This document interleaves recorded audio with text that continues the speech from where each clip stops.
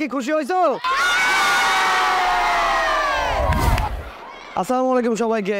Sports 24/7 দর্শককে একটা বিশেষ পর্বে আজকে আমন্ত্রণ জানাচ্ছি। আমরা এসেছি কদমতলা পূর্ব বাসাবো উচ্চ বিদ্যালয়ে এবং এই জায়গায় কেন এসেছি সেটা বলছি। প্রাইম ব্যাংক ক্রিকেট টুর্নামেন্টের যে চ্যাম্পিয়ন হয়েছে, এই চ্যাম্পিয়ন দল হচ্ছে পূর্ব বাসাবো উচ্চ বিদ্যালয়।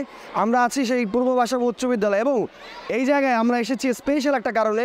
সিফাত সারিয়ার সামি, যিনি কিনা 115 বলে 148 রানের একটা ইনিংস খেলেছিলেন, আমরা ওর সাথে দেখা করতে এসেছি। এই প্রতিষ্ঠানে যিনি অধ্যক্ষ আছেন তার সাথে কথা বলবো। আমরা জানবো এখানকার আসলে খেলাধুলা সম্পর্কে, জানবো তারা কিভাবে আসলে এই যে ক্রিকেট খেলায় সাকসেস এবং অন্যান্য খেলায় তাদের যে সাকসেস সেই সম্পর্কে। প্রথমেই আপনার স্কুলের শিক্ষা কার্যক্রমের কী অবস্থা, বাচ্চাদের রেজাল্টের কী খবর, এটা একটু শুনি।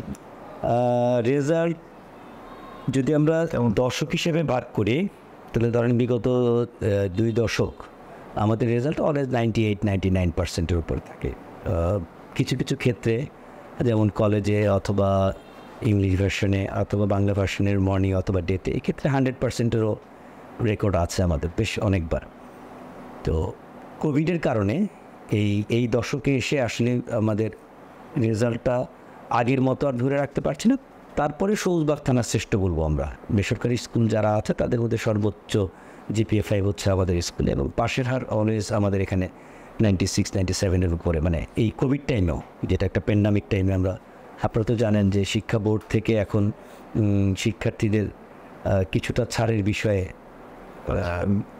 চিন্তা ভাবনা করছে বা পরিকল্পনা রয়েছে আর কি। আচ্ছা, এই যে ক্রিকেটে আপনাদের দারুণ সাফল্য, আপনার স্কুলের ছাত্র, আপনারই ছেলে বলা যায় যে এখন ন্যাশনাল হিরো হয়ে গেল, এই বিষয়টাকে কেমন দেখছেন? এটা তো মানে অসম্ভব বড় একটা প্রাপ্তি, তাই না? এই প্রাপ্তিগুলো আসলে আমি বলবো যে ওপর থেকে আসে। এগুলো সবার জন্য সবসময় হয় না। ও কিন্তু বেসিক্যালি অলরাউন্ডার হিসেবে আসলেও বোলার হিসেবে ওর দখলটা ছিল বেশি। আচ্ছা, তো পরবর্তীতে যখন ওর ব্যাটিং স্টাইল দেখে আমাদের কোচিং তো অনেক, আমাদের কোচ যে আছে শাহরিয়ার, সে অত্যন্ত বিচক্ষণ একজন। তো সে তাকে এই দুই দিকেই জোর দেওয়ার জন্য তাগিদ দিল। তো একটা পর্যায়ে দেখা গেল যে সে খুব ভালো করছে। তো এই যে অর্জনটা, এটা ওর জন্য আমি মিরাকল বলবো। এটা অনেকটা যেমন মুস্তাফিজ তার জীবনে এই তো আমরা জেনেছি যে ব্যাটসম্যান হতে এসে বিশ্ব সেরা বোলার হয়ে গেছে। হতে পারে আমাদের এই মোশাররফ হয়তো বোলার হতে এসে এখন দেখা যাবে একদিন হয়তো বিশ্ব সেরা ব্যাটসম্যানের কাতারে চলে যাওয়ার মতো একটা সুযোগ তার রয়েছে। জি, এমনিতে পড়াশোনার পাশাপাশি খেলাধুলা বা অন্যান্য কারিকুলার যে অ্যাক্টিভিটিসগুলো আছে এগুলোকে চালু রাখার জন্য আপনি মানে আপনাদের প্রতিষ্ঠানের পদক্ষেপটা কেমন থাকে? পদক্ষেপটা হচ্ছে আমরা ডিসেন্ট্রালাইজড করে দিই। হ্যাঁ, যেমন আমাদের ইংলিশ ল্যাঙ্গুয়েজ ক্লাব, আমাদের ডিবেট ক্লাব, এগুলো আমাদের কলেজ সেকশন দেখে। রোভারটা কলেজ সেকশন দেখে। আমাদের স্কাউটিংটা দেখে হচ্ছে স্কুল সেকশন। আমাদের এখানে সবুজ পাতা নামের একটা সংগঠন আছে যারা পরিষ্কার পরিচ্ছন্ন, অর্থাৎ পরিচ্ছন্ন বাংলাদেশ গড়ার জন্য আমরা একটা স্কুলের আভ্যন্তরীণ একটা সংগঠন করেছি, সেটা আমাদের স্কুল দেখেন। আমাদের এখানে কেন্দ্রীয় শিশু কিশোর সংগঠন চাঁদের হাটের একটি শাখা রয়েছে। International organisation Rotary club of Dhaka north ইস্টের আন্ডারে আমাদের এখানে একটা ইন্টারেক্ট ক্লাব রয়েছে। আমাদের ডিবেট ক্লাব রয়েছে।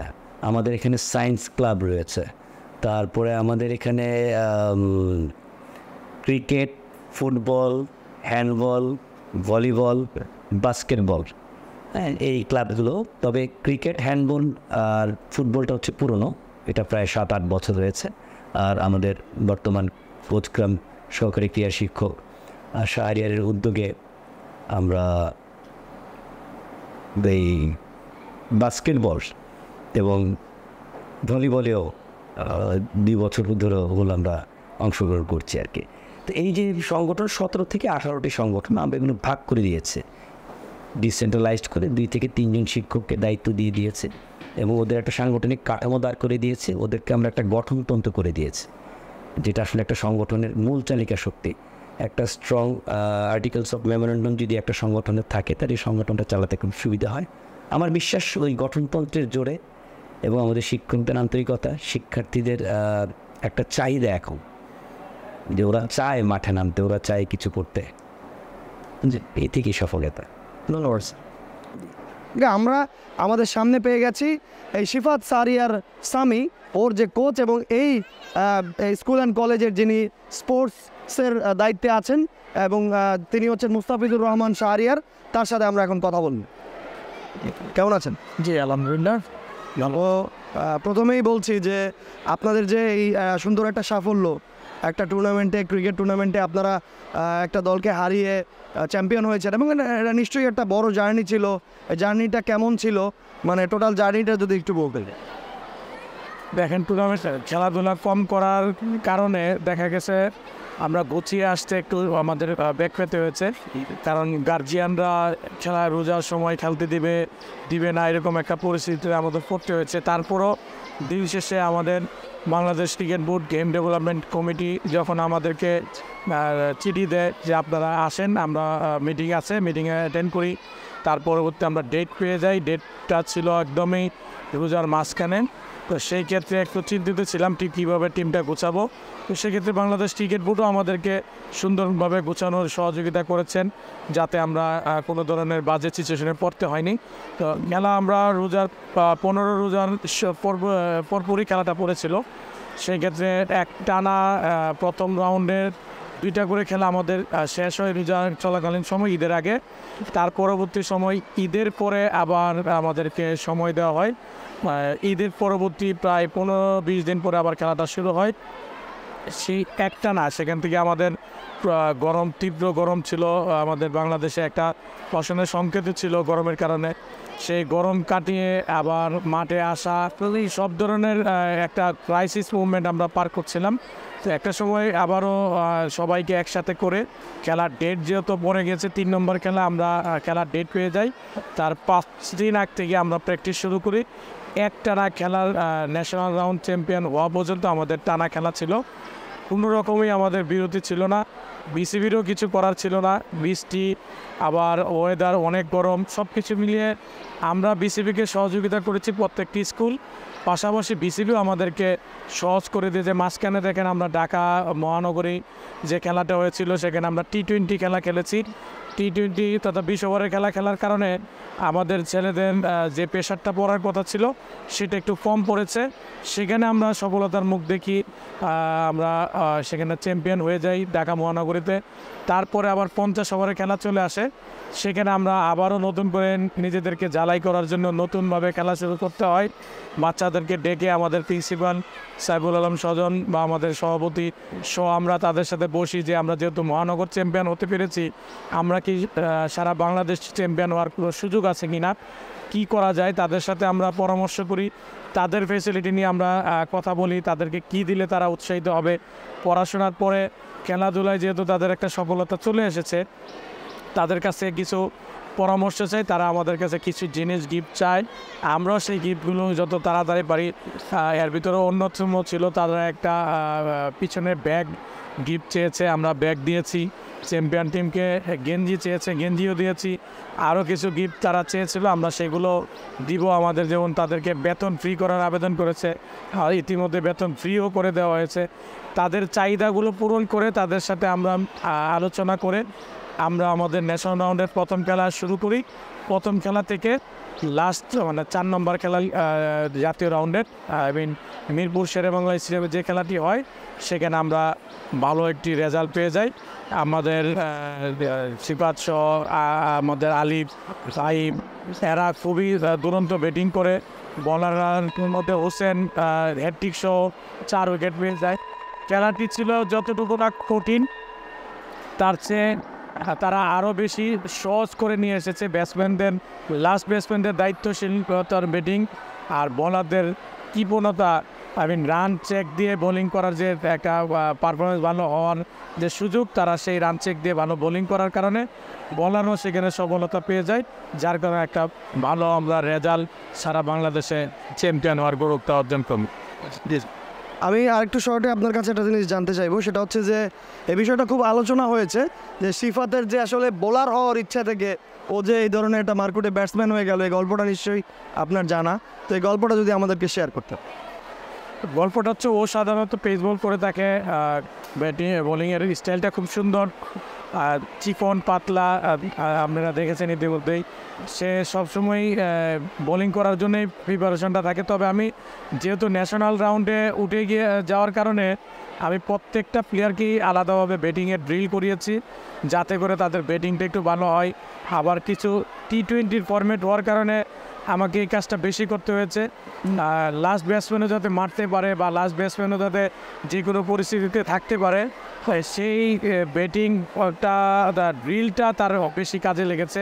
এবং তার সাথে বা তার সহযোগী পার্টনার যারা আছেন তাদের সাথে আমরা আলোচনা করেছি কীভাবে একজন ব্যাটসম্যান পিছিয়ে থাকলে আরেকজন ব্যাটসম্যান কীভাবে সাপোর্ট দিবে, কীভাবে তার ব্যাটিংটাকে ডেভেলপটা পিছিয়ে থেকেই আরেকজন ব্যাটসম্যান কীভাবে সে নিজে তার পার্টনারকে উৎসাহিত করবে। এই জিনিসগুলো নিয়ে প্রত্যেকটা ব্যাটসম্যানকেই ওপেন ধরেন আর আপনার 11 নম্বর ব্যাটসম্যান ধরেন, প্রত্যেকটা ব্যাটসম্যানকে কি একই শব্দ ব্যবহার করেছি, তুমি যখন নামবা তোমার পার্টনারকে তুমি উৎসাহিত করবা, যখন তুমি নন স্ট্রাইকে থাকবা তখন ব্যাটসম্যানকে সবসময় তাকে আনন্দিত বা উৎফুল্ল রাখার চেষ্টা করবা। সে কোনো অবস্থায় যাতে সে বিব্রতকর অবস্থা বা কনফিডেন্ট লো হয়, এই ধরনের কাজ যাতে না হয়। এই জিনিসগুলো আমার 1 থেকে 11 জন ব্যাটসম্যানই করেছে। হয়তোবা ক্রিকেট খেলা অনিশ্চয়তার খেলা, এখানে কেউ সফল কেউ ব্যর্থ, সফলতাটা তার হাত দিয়ে চলে এসেছে এবং ভালো সফলতা এসেছে, তার হয়তো আগামীতে ভালো ক্রিকেট ফিউচার হয়ে যাবে। আমরা তার সব কিছু মিলিয়ে সাফল্য কামনা করি। জি, কোন ক্লাসে পড়ো? 7D। 7D। সিফাতকে চেনো? হ্যাঁ চিনি। ও কোন ক্লাসে পড়ে? ও সেটা বলতে পারবো না, কিন্তু ওকে চিনি। তোমার কি সিনিয়র না জুনিয়র? সিনিয়র। সিনিয়র। ওর খেলা দেখছো? হ্যাঁ জি। কেমন খেলে? আলহামদুলিল্লাহ। ও যে এত সুন্দর রান করছে, 148 রান করছে, খুশি হয়েছো না? আলহামদুলিল্লাহ। হ্যাঁ তাহলে তোমার স্কুলের নাম উজ্জ্বল করছে না? হ্যাঁ হ্যাঁ তুমি কি ক্রিকেট খেলতে চাও? হ্যাঁ অবশ্যই, আমি অনেক ইচ্ছুক ক্রিকেট। তুমি অনেক ইচ্ছুক? হ্যাঁ। তোমার স্কুল অবশ্যই তোমাকে সুযোগ দিবে। হ্যাঁ তো? ইনশাল্লাহ।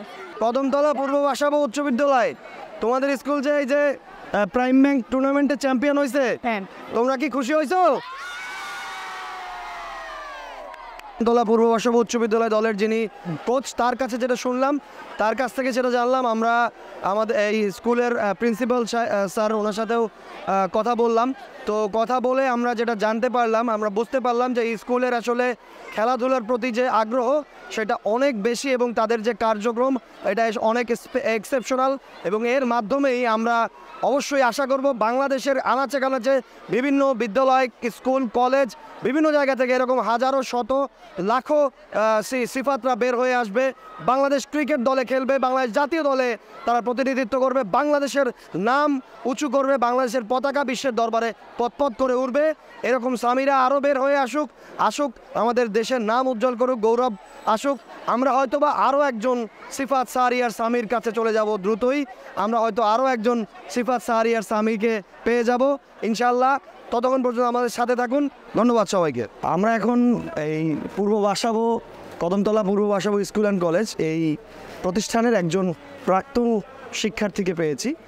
আসলে বয়সের বিবেচনায় সিফাত সাহারিয়ার সামি হয়তোবা ওনার নাতির মতন হবে, বাট উনি মুরব্বী আমাদের কাছে চেয়েছেন যে উনি আসলে এই যে তার অর্জন, এই অর্জন নিয়ে তিনি একটু তার অনুভূতি ব্যক্ত করতে চান।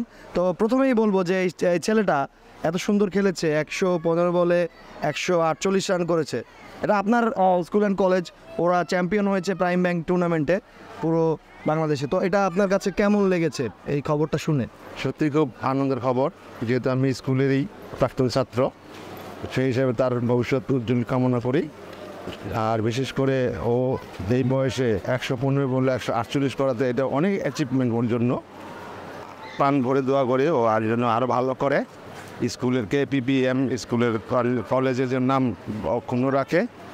আর এখানে আমাদের স্কুলের যে গভর্নিং বডির চেয়ারম্যান ইয়াসুয়েল সাহেব, প্রিন্সিপাল সাহেব সাইফুল ইসলাম, তাদেরকেও ধন্যবাদ। কোচ সারিয়া সাহেব, ওনাকেও ধন্যবাদ।